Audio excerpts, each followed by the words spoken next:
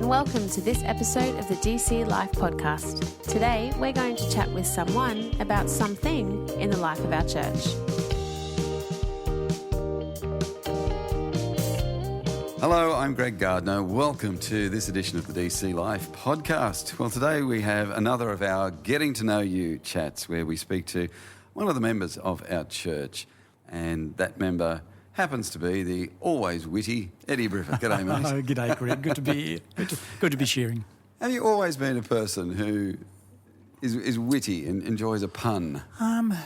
Yes, actually, it's funny you say that because ever since I was a child, the beauty of the English language is that the playing of words. Yeah. Two words sound the same but mean something totally different. That's right. So I suppose from a young boy, always when people spoke, I in my mind could make a bit of humour and a bit of I suppose it's just part of who I am. Yeah. Well, this is why we didn't get Nathan Rule to do this this interview, because it would have just been, one pun after the other. I'm just not that quick. I think there's a bit of a wittiness and puns requires a quick thought process, I think, and I just don't have that. I don't know. But give me enough time, I might be able to think of something. Yeah. If you're listening to this and you're fairly new to Disciples Church, you might see Eddie leading prayer fairly regularly at our services. Thanks for that, mate. Yeah. It's a great privilege to be able to pray, isn't it? It is. Yeah. It is. No, it is a blessing. And I often enjoy just across the board, all the people who lead prayer at Disciples Church, and there'll just be some weeks where there's just a cracker of a prayer, Yes. And you just think, oh man, that I so needed that person, and often it's you, we'll be praying a prayer on behalf of everybody, but you sort of think that's a prayer I needed to pray today, and so I think that's the Holy Spirit kind of, indeed, being involved in that, But thanks for the part that you play in that. It's good. Well, you have a Maltese background. Yes, I do. You've got the nice olive skin to prove it. Yes. And actually, I've seen some good Afro photos of you on Facebook. Yes, the dreaded 18. Yes, when I was 18, I had a massive Afro. Honestly, you look back now and you think, I actually walked around with that. Yeah. It's just. Did it last long? It did for quite a few years. Yeah, right. Drove my father absolutely crazy. Wow, yeah. Go get your hair cut. But Yeah. We love to do that to our dads, don't we? How many generations back till we get to whoever migrated to Australia? Myself, my parents, we migrated to Australia in 1962, so I was under a year of age. So you were actually born in Malta? I was born in Malta, but right. Well, it was just about a year when we migrated here. So really, I am Australian. Australia is your experience? Yet brought up in that culture and the tongue, and of course being Maltese, a Roman Catholic. Yeah, right. We'll get to that in a second. Have you been back to Malta? No, I never have. Yeah, right. I'd love to. It's one of those things I'd like to do, but just with the life circumstances and. I mean, it's a different world now with COVID and all the boxes you've got to tick. So of course. Yeah. And so was language an issue for you growing up? It actually was, Greg. So in my first few years at school, I had to take special English classes. Yeah, right. Mum and Dad always spoke Maltese, and then growing up, you're hearing that at home. Yeah, of course. And going to school, with a foreign tongue and trying to learn the English language. And probably what complicated it a little bit more was both my mum and dad are illiterate. So they couldn't read or write. Yeah. So that was quite an interesting childhood, having parents that couldn't read or write. Yeah, wow. And did you cop any of the stirring and the bullying that sort of, I remember, I mean, you and I, we're pretty close in age. Yeah. If there was a kid who, struggled a bit in that area, you got the WOG tag or something? Yeah, actually, I never got any of that. Yeah, great. Primarily, I grew up in Darra. And at that stage, it was so multicultural. So you had kids like me who migrated here really as infants, or others born here of ethnic parents. So I really never had any of that. Yeah. Oh, what a blessing. Yeah. So you've had a long career in bricks. I had, yes. I am with tiles but now. Tiles these days, yes. Only just. So, yeah, I've been in the brick industry a long time, as my father was before me. So it comes from that, is it an ethnic tradition? Your father gets a job and you sort of tend to follow that industry, I suppose. Yeah. So was that straight out of school for you? Or? It was. Yeah. I mean, I struggled a lot through school, having, parents that were illiterate. Yeah. I mean, you had no one to check your homework. It was pretty much... You'd get away with anything. Get away with anything. So after school, I actually worked at the brick works as a labourer, and then from there went through the whole process of production and then into sales, basically. Yeah. Now, I've heard a rumour that you can pretty much drive down any street. Yes. And name all the bricks of the houses. Yes. Is That's true. That's true because there's such a history there. So yeah. What an odd thing to know, but that's the truth. Yes. Even bricks that your company didn't. Yes, didn't make, indeed. so, Others also, just by the look, the texture, and the style. Yeah.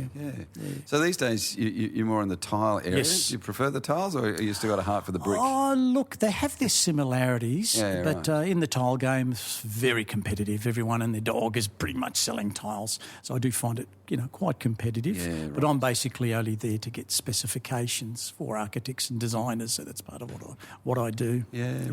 Right. So let's go back to the piece that you raised before, which was a Catholic background. Yes. So you were taking a mass every Sunday, and was it that sort of an upbringing? Indeed, yes, it was. Yeah, right. We went to mass every Sunday. My primary school education, I was taught by nuns. Yeah, that's an interesting story. Yeah. So yes, that was part of my upbringing. I mean, I have vivid memories of. Well, I suppose, Greg, you're from this era too, where there was a lot of anger in teaching. You were caned if you did something wrong. There's a bit of humiliation. You were brought to the front of the class, all that sort of thing. I was learning guitar. There was a nun, God bless her. Yeah. She was terrible, teaching me guitar. And if I ever got my fingers in the wrong spot, she would lay my fingers over the strings of the guitar and whack them with a cane.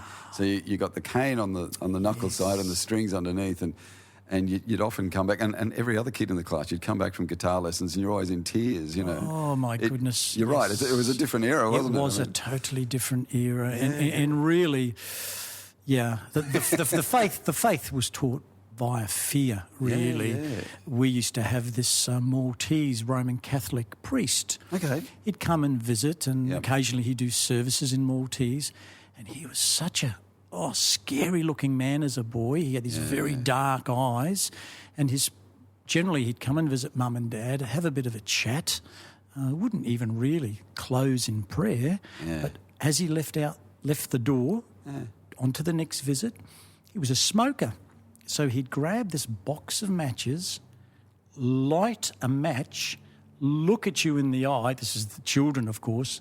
Yep. You will go to hell unless you're a good little boy.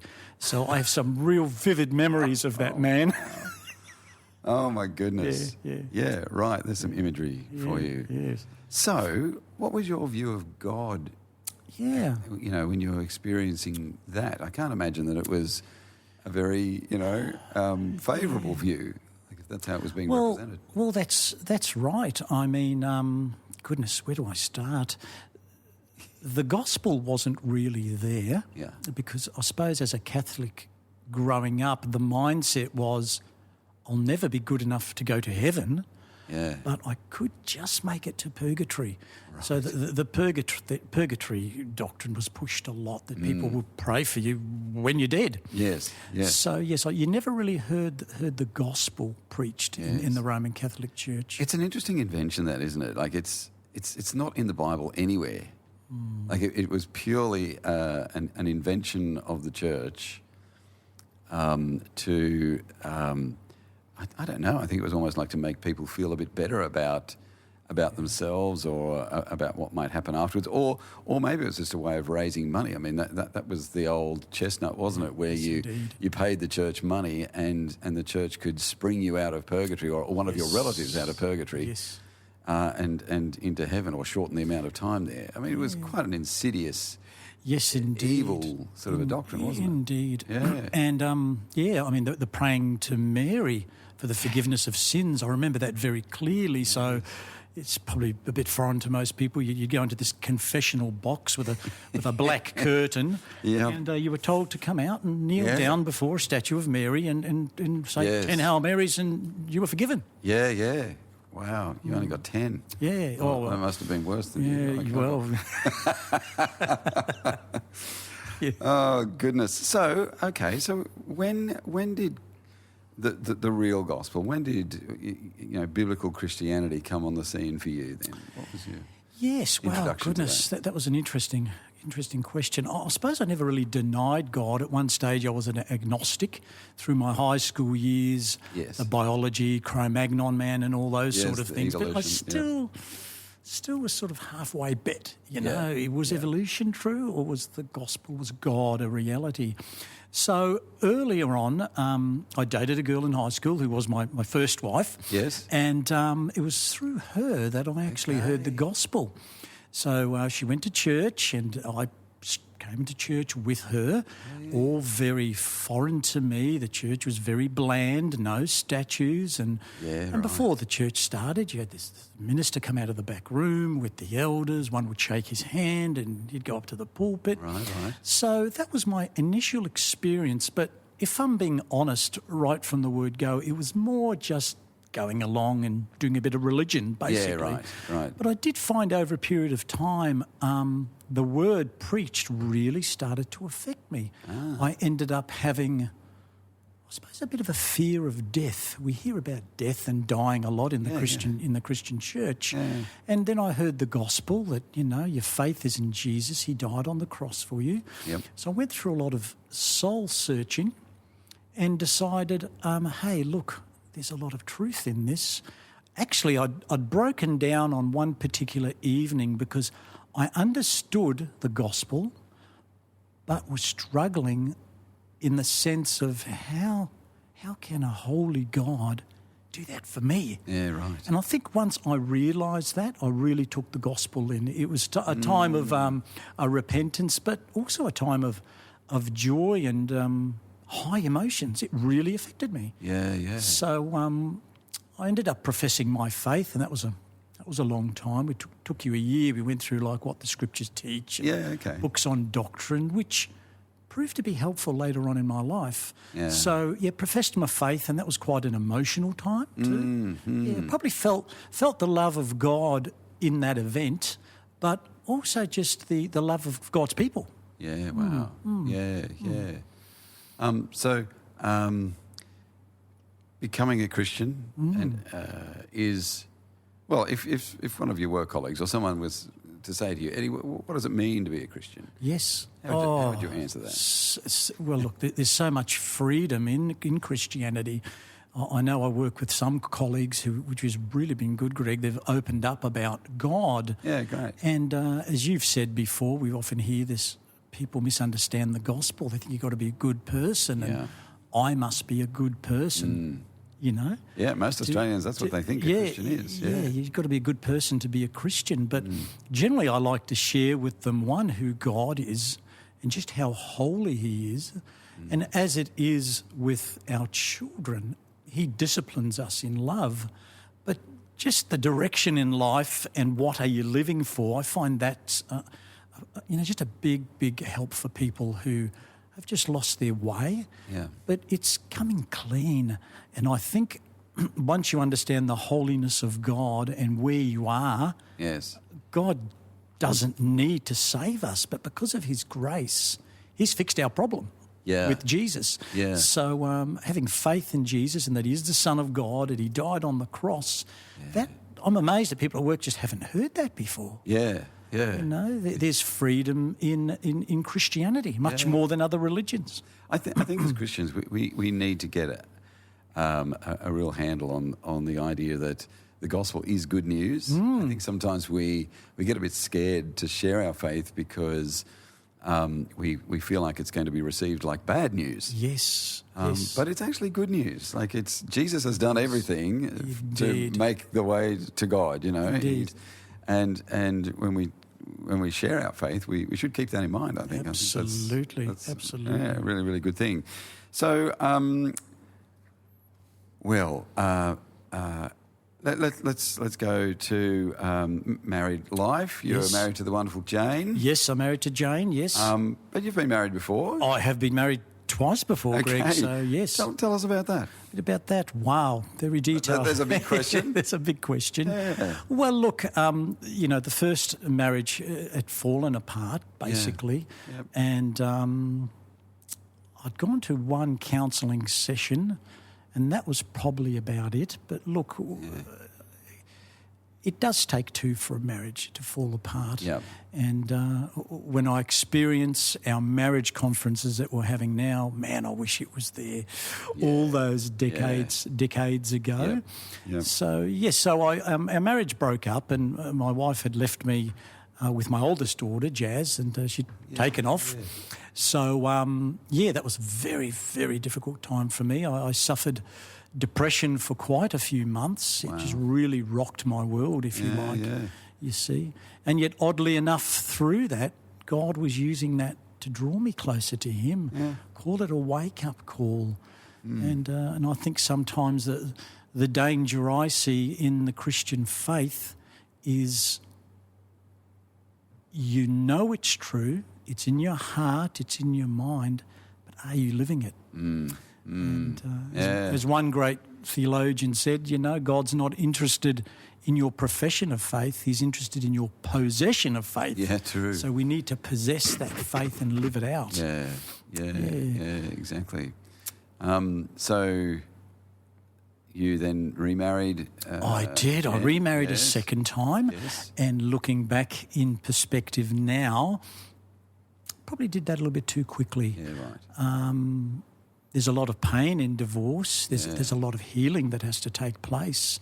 Yes. And sometimes I think there's that danger. And you talk to other people who've been divorced too. Yeah. And, there's such a danger of through emotion and the need to be loved as God's created us to. Yes. You can so easily rush into another relationship. So that's what happened to me there. And and now you're with Jane. And now I'm with Jane. Yes, we met on Christian Mingle. Did you? So I was I think on my own for just over a year. Yeah. And you go, hey, look, hop on there and have a look. But there's some weird things on there too. Right, but that's where Jane and I first met. Yeah, great. So what's all of that taught you about the grace of God? Yes, that's a good question. Grace of God is not cheap. And even though we are saved by Christ, nothing we can do can ever add to that. Again, I get back to what I said before, the danger of not addressing your own life, your sin, coming clean, being constant in that battle with your flesh, with the devil who's there in your mind. Yes. And I suppose it really taught me through those experiences that in the mess of life, God is still sovereign. And out of all the doctrines I had learnt prior to professing my faith, I often say to people, the one that has really helped me is just a simple sovereignty of God. He's in all things. Yeah. But in saying that, there's forgiveness. Yes. And your life takes a new road. But there's still consequences from that too. Yeah, true. Things that you have to deal with. Mixed families can be quite a complicated thing. Hence, for me at DC, my hope and prayer is for any couple out there who's, listening to this. It doesn't need to end. There is help. Yeah. I think we live in a society where it's easy to throw things away. It's true. And you get to that point of your life and you think, man, I can't see any good in this. Yeah, exactly. But I think it's taught me to really hold on to God's sovereignty. Yeah, it's very true. Very true. So that's pretty much the point where we met up at that point. I mean, you and Jane were not long married when you came to DC. No, Jane was going to a Pentecostal church when we were first dating. Right. We married. I went to Westside Christian Church, a Reformed church. I was converted in the Reformed church. Yeah, wow. And it's funny, really felt, I suppose, that would be the church for the rest of my life. Yeah. But obviously, life's not all about you. Yeah, sure. So Jane and I married. We went to Westside, and she just didn't feel at home there. Yep, sure. And coming from, a Pentecostal background, for her, the worship of God, meaning the music side of worship, was important to her, that it was modern is probably a word. Yeah. So it was a big move for me. So I said to Jane, okay, let's look for a church where the music content speaks to us in a modern term, but let us not throw theology out the door. Yeah, of course. So whereas with me, it's never really been the music of a church. It's always been the teaching. Yeah, okay. So for me, the exciting part is when the pastor comes out to preach and I'm focused, and that's for me is the exciting part of a worship service. But hey, I won't complain about the music at DC. It's been a real blessing. That's actually interesting because it was one of the things when we came to plant the church at Springfield, is that we and Australian Christianity is kind of a little bit polarised around. You've either got a church that's got great music and the preachings can be pretty ordinary, or at the other end you can have some great preaching but the music can be pretty ordinary. And I sort of had a conviction that it wasn't an either-or proposition. Why couldn't you have faithful preaching and music that was of a certain standard and contemporary and so forth? And so from the get-go at DC, we've tried to sort of aim to achieve both of those ends. And I'm not we're not perfect in our preaching or our music probably, but at least we're having a go there. So it's interesting to hear your story then, and to sort of say that was a bit of a part of why DC was a little bit appealing back then. It was. And we're all wired differently, but for me, expository preaching, going through a book of the Bible, I find that very, very helpful. Yeah. Otherwise, you can be in a situation where sort of pick your subject every week. Exactly. I'd just be picking my favourite bits if I every week I said, no, okay, what's the next bit? And if it's something that I find tricky or particularly challenging, I can't ignore that. I've got to wrestle with that passage and do something with it that's going to be a blessing to everybody next week. So. Indeed. Oh, golly. So you and Jane are part of the Machins. Yes, we are. Yes. Missional community group. Yes, the oldies. The oldies. Well, I suppose if you took an average, you guys, that would probably be true. What encourages you about doing life together in a missional community group? Okay, let's be honest, we're all at different stages of our life. Yep. And it is funny how the Lord works. Here we are in DC. Look, we're the seniors, that's fine, that's life. But most in our group were all born in 1961, so how good is that? Right? So look, I think because of our age and our experiences in life, that has certainly helped us a lot, helped Jane and myself a lot. And just, I suppose, being open and being able to talk and having that courage. You need courage to do that. You need to open yourself up, don't you? Yeah. You need to be vulnerable. Yeah. And that's what we do like about that. So I'm really pleased to hear you say that, because I think that demographic and I'm born in the 60s too. Yes. So we've historically not been willing to sort of be that transparent and it's like nothing to see here, it's all good, we'll just turn up on Sundays and smile and wave and then we get back to our regular life. Yes. And I think of all of the age groups that we've got at DC, the one that's probably struggled with that the most has been your group. Yes. Just because of that generational piece that's there. Indeed, yeah. But That's growing, though, isn't it? I mean, the willingness to be transparent and the the gospel application stuff Absolutely. We've had, sometimes not necessarily in a group, but one-on-one. I know Jane has had some really nice deep conversations. Myself, I know with Martin Howard and myself, we've been getting together for a long time now, and we have our Bible studies every Wednesday. Yeah. And we encourage other men, but hey, look, it's him and himself. Yeah. So we doing a DVDs a little thing and DNA that you've got there. Well, we have, because the beauty of that is we close. Call it a 25-minute lecture. We can talk about what we've heard, relate that to the here and now, but also share each other's life, what's going on, how can we pray for each other in the various family situations. So, that's been a real change. Yeah. Oh, that's super good to hear about that. Well, mate, thanks for popping in for a chat. Yep. Really appreciate it. I've been speaking with one of the members of Disciples Church, Eddie Briffa. Mate, thanks for sharing with us today. Good to be here.